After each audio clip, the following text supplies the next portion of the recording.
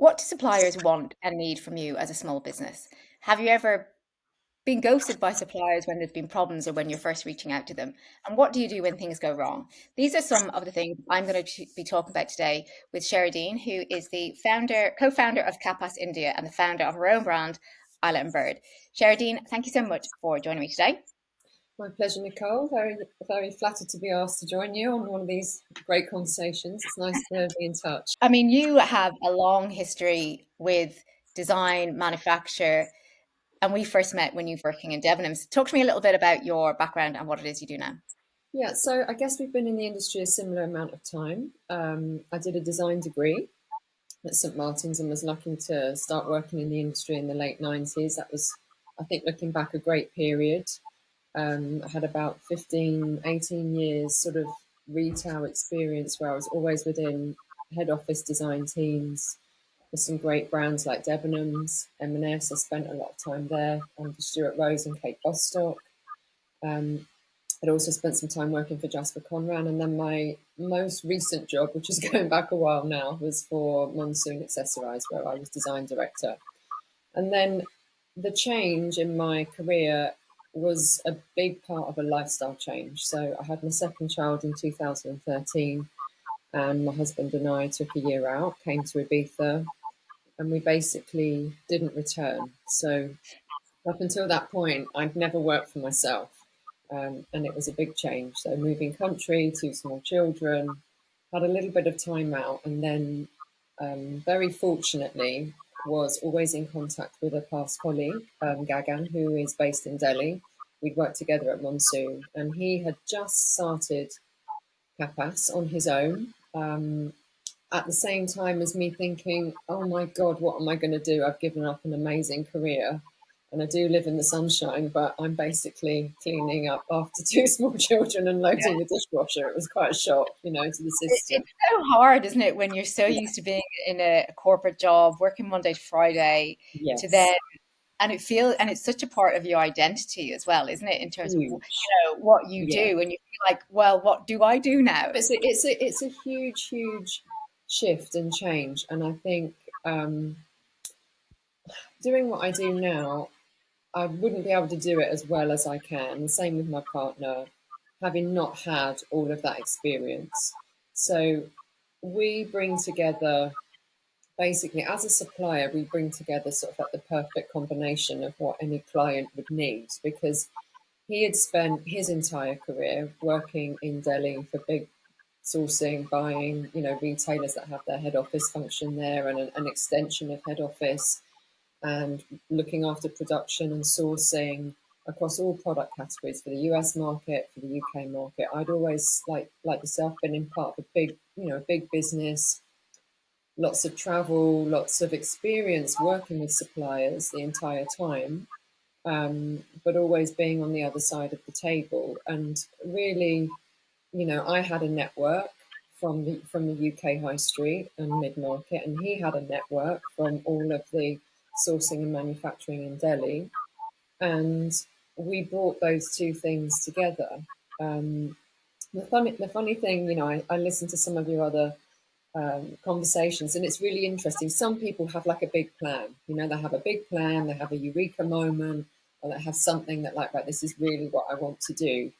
And it kind of happened by accident. It sort of came from a situation of needing to continue my career, but not being in the UK, I wasn't going to be able to do the kind of job that I'd done before. You need to be present and there in that office with those big teams. So it was a big learning curve, actually, and it was a huge change. You're always part of a big organization, and suddenly it's just the two of you.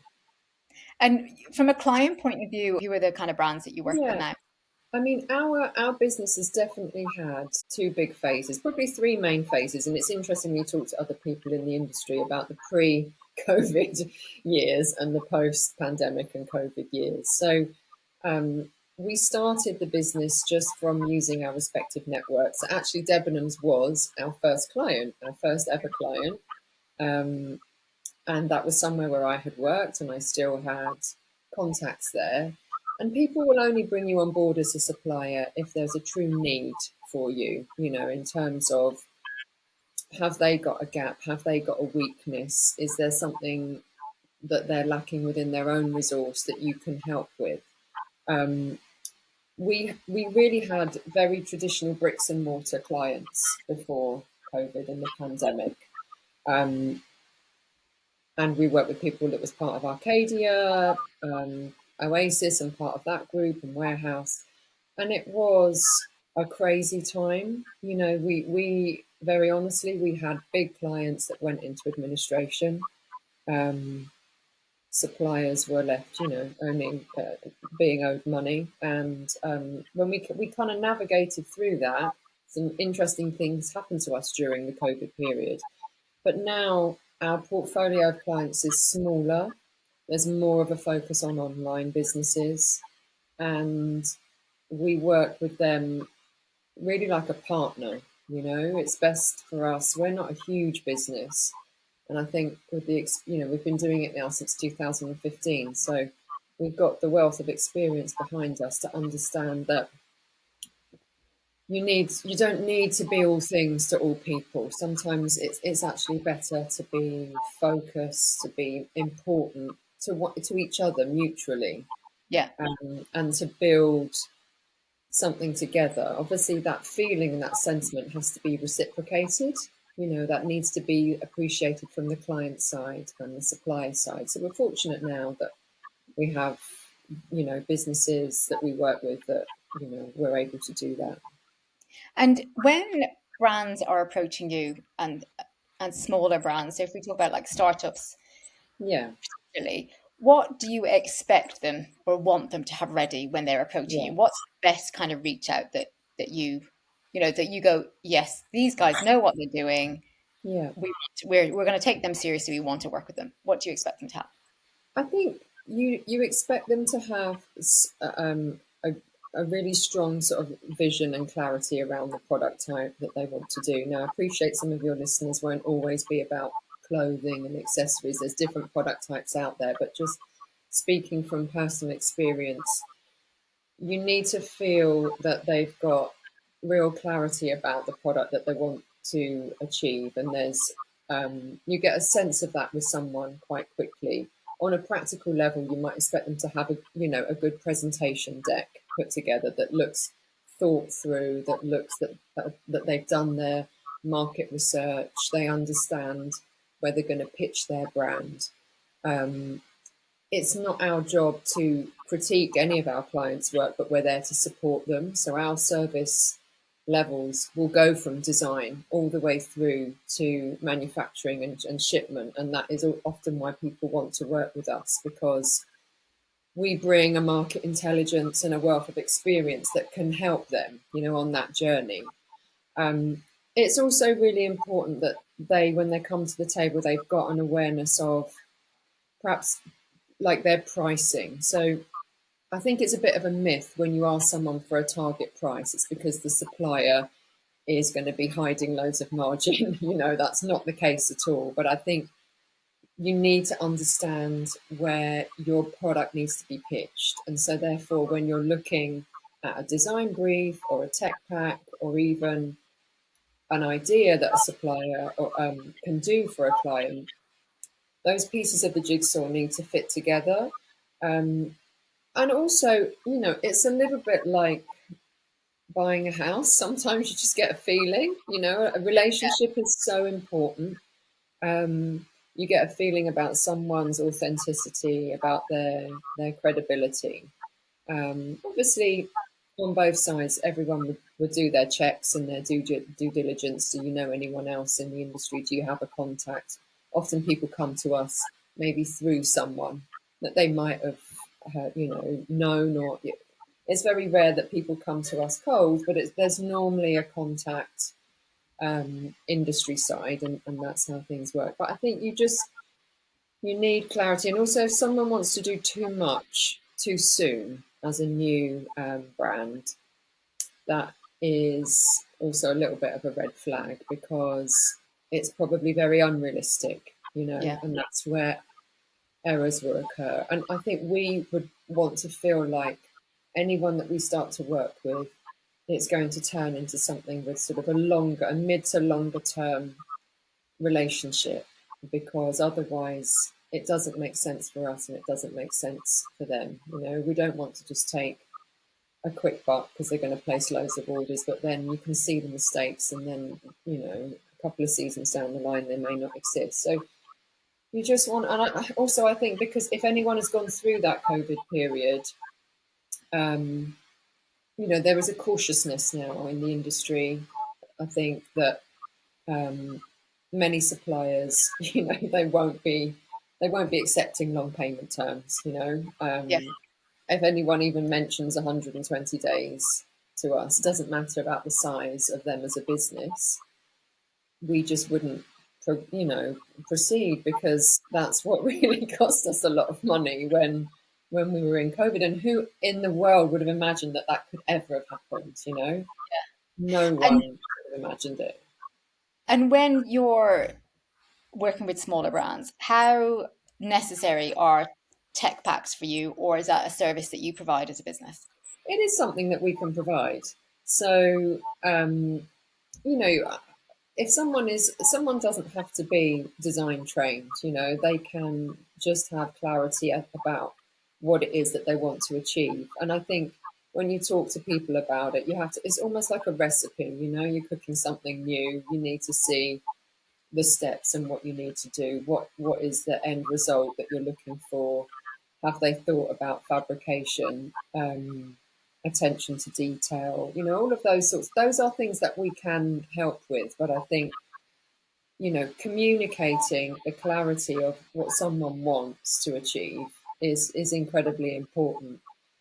And also, once you're in that dialogue, their decision making, like, I think another thing that would alarm someone, doesn't matter about the size of the business, is changes, constant changes. Okay, now this is what I want to do. Okay, fine. And then this, oh no, no, okay, I want to change this part. I want to change it to that. I want to, that is a big, big, like, Issue. kind of, yeah, it's a big issue, because it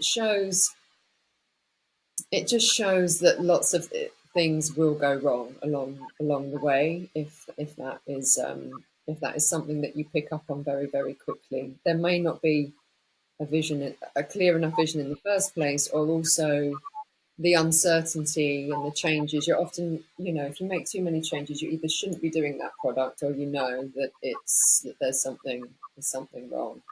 Yeah, and Uh, or sometimes I think listening to too many people and yeah, then taking their true. opinion on board rather than staying with your own, this is my vision, this is who it's for, this is what I want it Yeah, to be. Whereas, you yeah, know, sometimes I think it's good to get people's input, but then it's you kind of almost want to do that at the beginning before you even speak yeah. to suppliers. And what kind of questions should a brand be asking a supplier? I think this may seem obvious if you're sort of in the industry, but what is really important is we know that there are certain, if you're new to it and you're thinking about your product type, you need to do a little bit of research, because there's going to be certain parts of the world, certain countries of origin, that are going to be suited to a product type, a fabric type, a materials type, and others that might not be so. So you kind of need to make sure that, firstly, where you think that your product should be made is the right fit for how that product needs to be. Um, it is very important now, more than ever, to be asking about sort of social compliance and ethics. Hmm. So, you know, just because a factory is small, it doesn't mean that um, it's not ethical. And just because you've never, people have never visited a factory or a manufacturer before, obviously, like a brand, if you're a massive brand, you've got a big marketing budget and you can kind of do everything, bells and whistles. If you're small, you're going to have fewer people, it's going to be a smaller run, it's going to be smaller overheads, but it doesn't mean that it's an unethical setup. But you also need to understand that it might look a little bit rough around the edges. But I think also, asking what certifications do they have, um, how many workers, what are the workers' hours like, asked to do some video calls, asked to have like a virtual walk round,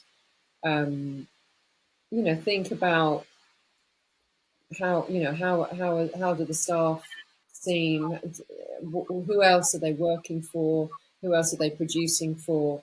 Even if you don't know that brand, look into that. Make sure that if you're asking for something, if someone can come back to you quite quickly with that info, with that document, then pretty much it's genuine. If it feels like someone's stalling, or um, then you think, maybe they've not got that, and why can they not provide that, quickly? Um, if you ever get the chance to visit, or do you know someone that has a link to them?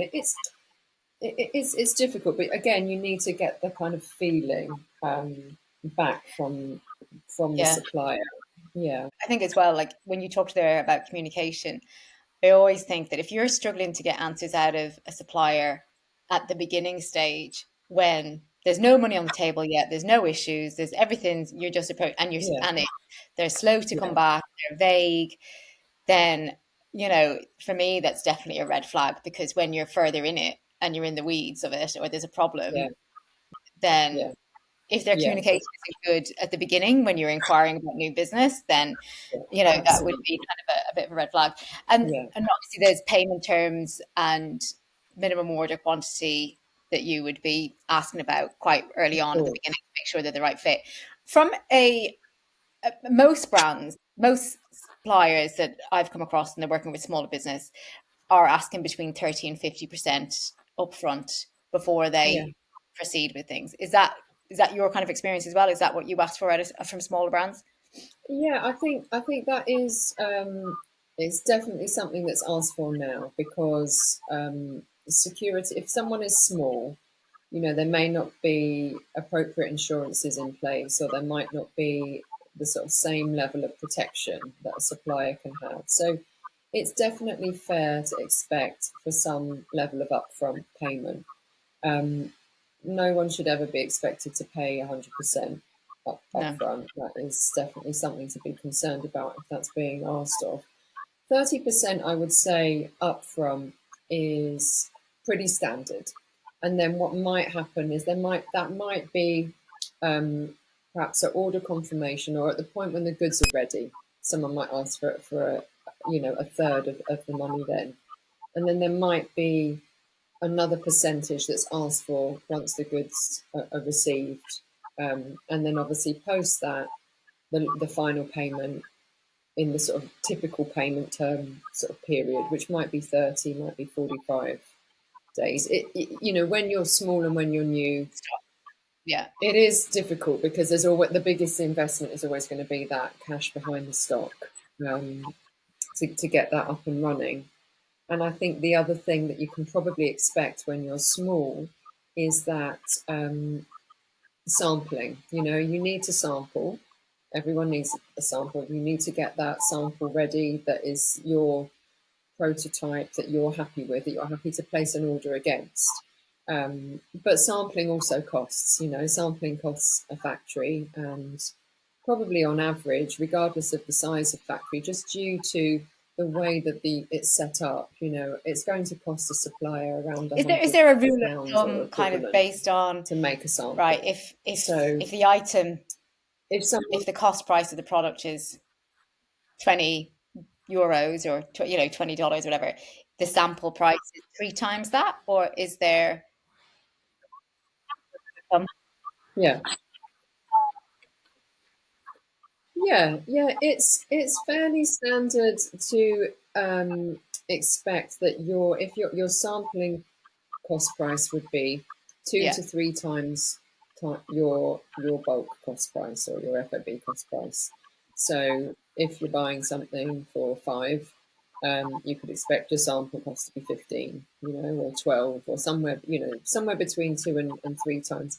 That might also depend a little bit on the type of product that you're doing, the type of materials that you're using. Material costs might be higher for some people's products versus others, and um, a factory might think of something to be more costly, or risk attached if their particular material is a higher cost, or say something was to go wrong with that client, the yeah, factory thinks that yeah, possibility of utilizing those materials is much reduced, or is going to be, there are some things that can be used in other ways, or for other clients, there are some things that are more commonplace. That doesn't mean that there's anything Yeah. wrong with them. It just means that that's how a factory owner will think about it. But it's definitely, yes, you definitely need to expect to pay for your samples up front. And I think that is the other thing that comes back to decision making. It's very, very fun creating and being creative. And I think if I compare some of my experiences, managing design teams in big retailers, before you're really in tune with the supplier, you just, sample this, sample that. I want to make this. And actually, you Yeah. forget that all of those things is coming back onto the bottom line.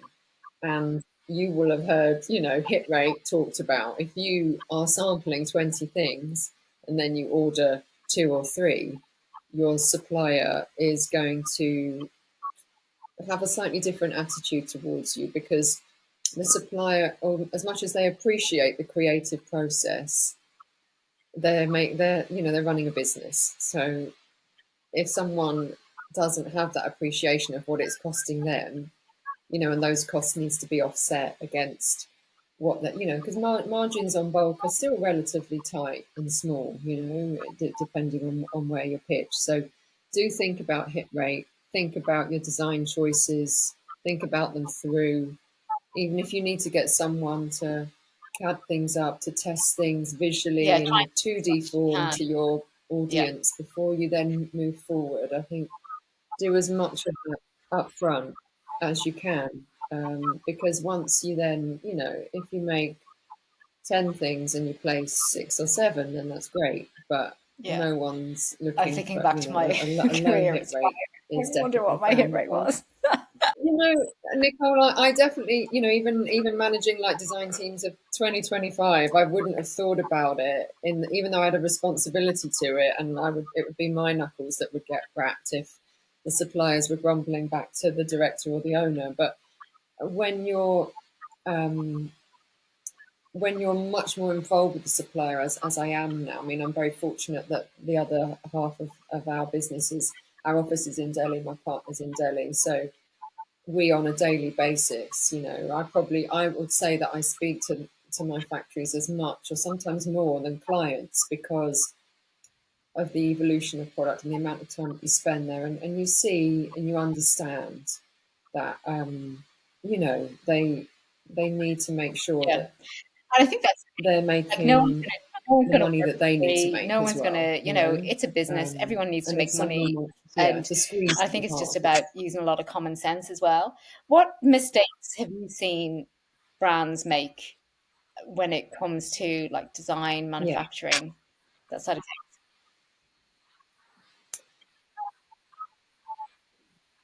yeah, yeah. I think an obvious mistake is too wide. It's a very obvious mistake that too many options, um, and then within that duplication. I'm sure again it's a topic that's, I'm sure, come up before with other guests. Things that are doing a similar job.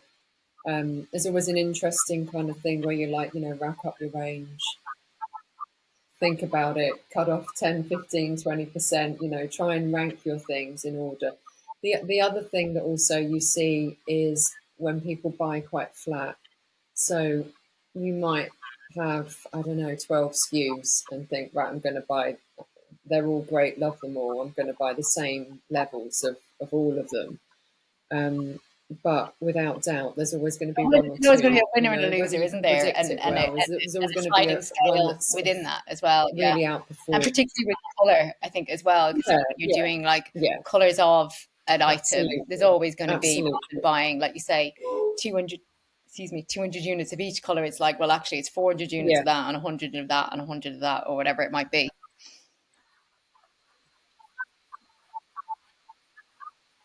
yeah, yeah, yeah. I think the other thing, we've seen, I won't name any names, but I've even seen quite a well-established brand that established in one product category branch into another, and again, it's opinion, it's subjective, but you kind of look at what they're doing, what they're trying to do. They're unrealistic with what the fabric that they've chosen to try and do the product job that it needs to do, and the value that it needs to be, and where it sits in the market. I think um, it comes back to what's good about our business is some suppliers might not have somebody like me that has worked within the sort of industry on the other side of the fence, and also that kind of intuition to product and the market in general. Sometimes a supplier will just maybe only always have been a supplier. And for us both, because my business partner Gagan, he's also worked for big retailers. He's dealt with buyers. He's dealt, travelled as well, and you just you Yeah. just haven't, And I think that is you key. have useful insight. Listening, asking And I as think it's well, but then important to also listening, listen as because well. the supplier will know that that is not going to work in that particular fabric, or Yeah, it's just not going yeah, to fit the way it needs to fit, and you might have to go through 4 or 5 fit samples and you still might not get there, or whatever it might be, because of how the fabric is. And yeah, a lot of suppliers will sometimes not say anything because either from a cultural point of yeah, view, they don't want to say that. They feel it's maybe not their place to say that's not going to work. yeah, Others won't have a problem with it. But I think that it's about, you'll be able to yeah, read a person to yeah, say, to kind of understand what maybe, it's trying to read that supplier and then asking them the question, in your experience, is this the right thing to do, or what would be better? And then listening to that. yeah, yeah. In the, yeah, yeah. Yeah, it's true. I mean, I think the other thing when you think of, for me, like having learned running a business of our own, being on this side of the table now, I can see also like for people when they're starting out, I almost compare it to like a relationship, like a new relationship. There's always a honeymoon period at the beginning when it's the start, everything's new, it's the ideas, it's the creative process, and then you sort of get to the point where you sort of, you're a bit more established and you're into it. And almost after the point of order, between the point of order and the goods coming to you, I think that for someone Mm. that's new and that is also a startup, that is not a process to be overlooked. Um, I think one can underestimate also what should and could be involved. And my advice to people to make sure that they've got a process in place for sort of checking and for development. Make sure if you take a shipment sample, have receive that shipment sample before your goods leave. Um, Having known friends that have done small startups with different product types, different countries of origin, they've had a wonderful buy sample, and then production has come through, and there's been issues. So how are you gonna? What can you do to safeguard yourself through that process? Um, I think can be a little overlooked at times, and also if your product is a product that needs to fit in some way, if it's worn in some way, make sure that that is tested, and don't just test it and see it on one size. You need to think about sometimes when a product scales up or down, and obviously this doesn't apply to every product, but it does apply to a lot. That is when something might become noticeable which might not have been um, on your sample size. And once the goods are made, they're made, and there's nothing worse than people knowing that people are getting And I returns suppose, because of well, for a people, fit or something I that's think so. happened Some of that that goes could have back to been then the avoided. questions that you need to be asking at the I beginning think, about what's yeah, their QC process, what's their, those kind of more logistical things, and knowing that you don't need to see your whole size yeah, set in your actual print, it just needs to be in the right fabric, which they might have stock of, that you could, so that you can absolutely, see it. yeah, And yeah, what do you think? absolutely, If you were a small yeah, brand, what would be the yeah, red flags from a supplier? You mentioned about if someone was asking you to pay 100%, um, front. Anything else that comes to mind? Yeah, yeah. I think definitely if they're saying yes to everything, if everything's yes, if there's nothing if everything is yes, then that is a worry because there's always going to be things that are a challenge. Um, the payment part, yes, I think just coming back to communication, if you're getting timely responses or you're not getting timely responses, then that is also an issue. And I think if you ask to see examples of their other product that they're making and who else they're making for, and they show you things that make you think, why would that brand be Don't add up. using you? Because the scale or the sort of things don't seem to don't seem to add up. Then you need to sort of ask those questions because it's very easy to just lift an image of a product from someone's website and pop it together in a PDF. Ask to see a production sample, ask to see a shipment sample. Um, Also, you know, just ask them about lab dips and strike offs and fabric approvals and how bulk testing. Just ask them, fitting. How do they manage? Who in the team does that? If they've always got, if you feel like they're coming back to you with things that is knowledgeable, perhaps even more knowledgeable than the understanding that you have, then that should give you confidence because there will be things that you don't have experience of when you're entering it. You can't be an expert Yeah, in all of those definitely comes back those to that. aspects. And Um, Sheradene, how and trust your gut, I think, how as can well. people Yeah. work with, where can people find Kappas India? How can they work with you? Who's your ideal client that you are looking for and what you do?